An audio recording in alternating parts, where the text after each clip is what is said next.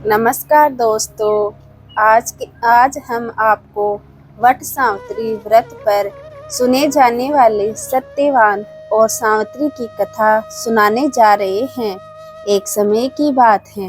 एक अश्वपति नाम के राजा थे। उनके कोई संतान नहीं थी।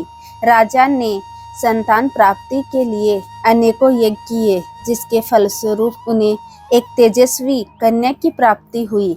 राजा ने कन्या का नाम सावित्री रखा। समय बीतता गया और सावित्री विवाह योग्य हो गई। एक दिन राजा ने सावित्री से कहा, सावित्री, अब तुम विवाह योग्य हो गई हो, इसलिए स्वयं अपने लिए योग्य वर की खोज करो। पिता की बात मानकर सावित्री मंत्रियों के साथ यात्रा पर निकल गई।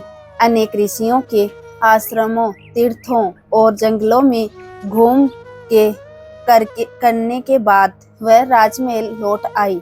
संयोगवश उस समय उसके पिता के साथ देव ऋषि नारद थे। सावित्री ने उन्हें प्रणाम किया। राजा अश्वपति ने सावित्री से उसकी यात्रा का समाचार पूछा। सावित्री बोली, पिताजी तपोवन में अपने माता पिता के साथ निवास कर रहे सत्यवान मेरे लिए योग्य हैं। मैंने मन से उन्हें अपना पति चुना है। सावित्री की बात सुनकर देव ऋषि नारद चौंक उठे और बोले, राजन, सावित्री ने तो बहुत बड़ी भूल कर दी है। यह सुन अश्वपति चिंतित हो गए और बोले, हे देव ऋषि, सत्यवान में ऐसा कौन सा अवगुण है? इस पर नारद जी ने कहा, राजन, सत्यवान के पिता शत्रुओं के द्वारा राज्य से वंचित कर दिए गए हैं। वह वन में तपस्वी जीवन व्यतीत कर रहे हैं और अपनी दृष्टि खो चुके हैं।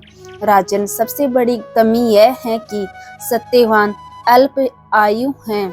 12 वर्ष की आयु में से अब उसके पास केवल 1 वर्ष की आयु शेष रह गई है। नारद जी की बात सुनकर अश्वपति ने सावित्री को समझाया कि वह किसी दूसरे उत्तम गुणों वाले पुरुष को अपने पति के रूप में चुन ले। सावित्री बोली, पिताजी, नारी अपने जीवन में केवल एक ही पति का वर्णन करती है।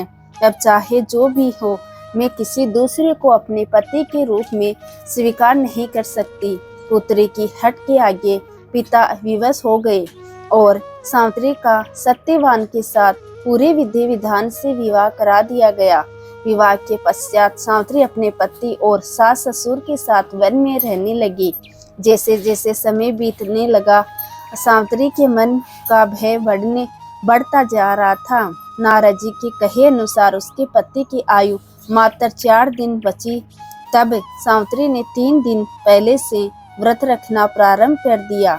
अनंत वह दिन भी आ पहुंचा जब सत्यवान की मृत्यु निकट थी। चौथे दिन जब सत्यवान लकड़ियां लाने को चला, तब सावित्री बोली, हे नाथ, मैं भी आपके साथ वन को चलूंगी। सत्यवान के मना करने पर भी वह अपने सास ससुर की आज्ञा लेकर अपने पति के साथ वन को चली गई। वन में सत्यवान ने जैसे ही पेड़ से लकड़ी काटना शुरू करा, उसके सर में असहनीय पीड़ा होने लगी और वह पेड़ से उतर गया। सावित्री समझ गई कि उसके पति का अंत समय निकट है, अतः उसने अपने पति का सर अपनी गोद में रख लिया। लेटने पर सत्यवान अचेत हो गया। सावित्री चुपचाप आंसू बहाती ईश्वर से प्रार्थना करने लगी। तभी उसे लाल वस्त्र पहने भयंकर आकृति वाला एक पुरुष दिखाई दिया।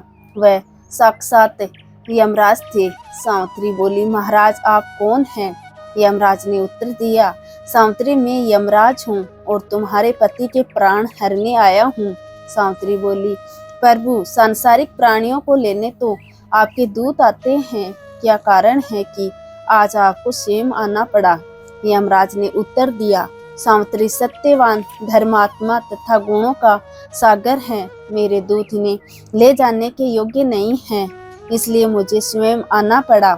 ऐसा कहकर यमराज ने सत्यवान के शरीर से प्राणों को निकाला और उसे लेकर दक्षिण दिशा की ओर यमलोक जाने लगे। सावित्री भी उनके पीछे पीछे चल दी। सावित्री को अपने पीछे आता देख यमराज बोले, सावित्री, तुम मेरे पीछे कहाँ आ रही हो? सावित्री बोली, मेरे पति जहाँ जाएंगे मैं भी वहीं जाऊंगी, यही मेरा धर्म है। यमराज के बहुत समझाने पर भी सावित्री नहीं मानी। उसके पतिव्रता धर्म की निष्ठा को देखकर यमराज बोले, तुम अपने पति के बदले कोई भी वरदान मांग लो। सावित्री ने अपने दृष्टिहीन सास ससुर की आंखें मांगी और यमराज ने तथास्तु कहा और आगे चले। फिर से सावित्री उनके पीछे पीछे चल दी। तब यमराज ने सावित्री से कहा, एक और वर मांग लो। तब सावित्री ने अपने सास ससुर के राज्य को वर के रूप में मान लिया और यमराज ने तथास्तु कहा और आगे चल दिए। सावित्री फिर भी यमराज के पीछे चलने लगी। अभी यमराज बोले, चलो और एक वर मांग लो। तब सावित्री ने अपने पिता के लिए 100 पुत्रों का वरदान मांगा।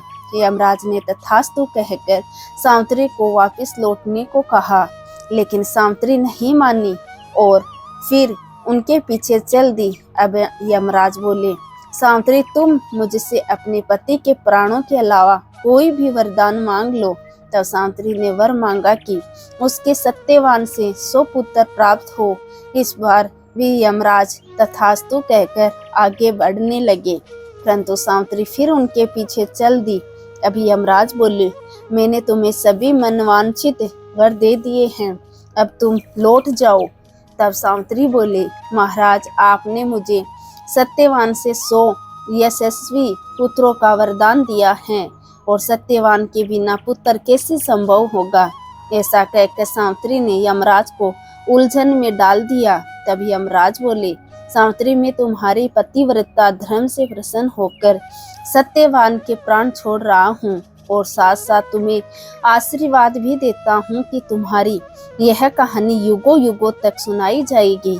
यह कहकर यमराज ने सत्यवान के प्राण छोड़ दिए और यमलोक को लौट गए। तब सत्यवान और सावित्री अपनी कुटिया में पहुंचे। वहां उनके माता पिता की आंखों की दृष्टि भी लौट आई थी और उन्हें अपना खोया हुआ राज्य पुनः मिल गया था। दोस्तों, ये थी वट सावित्री की व्रत कथा। यह व्रत करने और कथा सुनने से विवाहित स्त्रियों के जीवन के सभी दुख दूर होते हैं और उनके पति को लंबी आयु मिलती है।